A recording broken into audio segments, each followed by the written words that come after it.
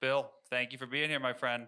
Yeah. Thank you, Rob. I really appreciate So it. you flew in this morning. You had a beautiful view of Nantucket Sound by air, It was beautiful. The water was clear. The wind is down. So it was an amazing flight. and that's actually kind of where I want to start because we could really go in so many different directions as it relates to your entrepreneurial journey on Nantucket. But I want to start on a charter boat. Tell us a little bit about your high seas adventures here on Nantucket and some of the characters that come into play there. I had, I had worked on island for as a kid. I mean, really, 10, 11, 12, knocking on doors, trying to, get odd jobs, for years. And then finally stumbled into an opportunity with the Flicka, a charter boat that used to run out of Straight Wharf. And it was really by accident, kind of wandering down in the docks. I love fishing. My last name is Creelman, so I think somewhere way back I came from a fishing lineage and offered to work and fill in, you know, when the other mate wasn't available. And man, I just fell in love with it. Yeah, we share a similar past because that's actually what brought me out here on Nantucket. I was a charter guide out in Mattocket. I worked on a flats That's boat out right. there, and when I was kind of realizing the similarities, I wanted to ask you about what it's what you learned from being a charter guide or being on the water that it relates to being an entrepreneur. Because I think a lot of folks look at that gig and think it's this dream job. But in reality, there's a tremendous amount of stress that goes into it. You're dealing with weather, you're dealing with people, you're dealing with a lot of unknown factors that are beyond your control. And a lot of that is much like the entrepreneurial journey. I mean, you're kind of navigating on uncharted territory. What did you take away from that experience that you still draw upon today? Gosh, that's a great point. I hadn't really connected those dots. You're right. I mean, you're you're embedded in a business, and the business is it's you and a captain usually. I don't know if that was your situation, and you really do feel the pressures of the business. When there's weather coming, it means there's not going to be any revenue for a little while, um, and when it's going well, and when customers are catching fish and people are happy. So yeah, I think that really did have an impact on me. It's stressful too, and typically, as you know, during the season, you kind of start in the hole and you make back some money, and hopefully by some point in July, you're in the black. And so I think that did prepare me in a way that I maybe wasn't even aware of. Let's go to Georgetown. You take and correct me if I'm wrong on any of this biography, but you take an entrepreneurial class your senior year. You're given a assignment to create a business or the idea of a business, and this kind of connects again to Nantucket. You decide that you're going to come up with a company that will focus on smoked fish. Am I right? Smoked local That's fish, right. right? And at this point, you learn a little bit about the pivot. What happens thereafter? Yeah, I had had these sort of I had been introduced to what it was like to start a business.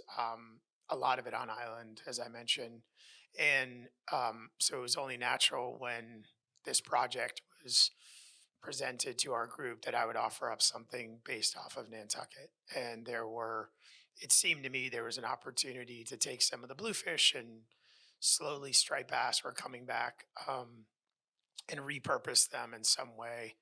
We were selling fish into the restaurants, but there was a lot of fish, and there seemed to be an opportunity. And man, I loved Straight Wharf smoked bluefish pate, Yeah, and I hadn't yet started working with Walter. That happened later, but so yeah, we presented the idea, worked on it for an entire semester, and after graduation, traveled around the West Coast where a lot of the smoked foods businesses are, and thought about starting a smoked fish business. It didn't end up happening.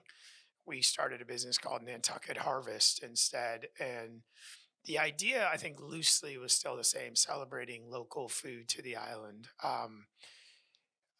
I'm really glad we didn't go into the smoked food business, the smoked fish end of things. It's a very, really challenging business. And because of Nantucket Harvest, got to meet all of these incredible food manufacturers from Nantucket. I mean, just Island Herbs. We worked with the team at Juice Bar to worked on Crantucket ice cream. We got to work with Walter and started shipping Straight Wharf off island through our catalog. So um, it was an important pivot, and it turned out to be one of many kind of over the years. Set the scene for me with Spindrift. Where are you when this idea starts occurring to you? What's the process? Because from what I remember from our earlier conversations, this is a true kind of entrepreneur moment where you're like physically doing the mixing yourself and trying to figure out how this will work. What's the landscape like in sparkling water at that time, and why do you think you've got the recipe that's going to make it like a viable business?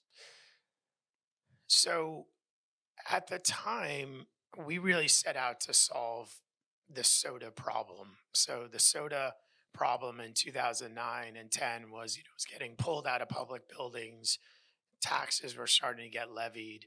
It had been in decline for, a decade. And first it was regular soda, then diet soda. Some people started to question, aspartame and Right. these ingredients. So my approach was there must be a better way to make a sparkling beverage. And again, I had all this experience already working with ingredients. And loved them and enjoyed them. And so the sort of very simple idea was, isn't there some way to introduce real ingredients to the sparkling category? And you say, well, there must have been real ingredients somewhere in sparkling beverages. And really, the best kind of a best in class at the time was something like an Izzy or San Pellegrino. Their arancetta, their sort of sweeter soda flavors, which really were a good product, but concentrated juice still had natural flavors, had sweeteners added to them, etc. There really was never a great roadmap for us to follow. We had to really learn it all through trial and error and kind of pull learnings in from other categories. But the resulting product we're really proud of. So it To answer your question, it was really kind of belief, like personal preference of looking for a product that appealed to us.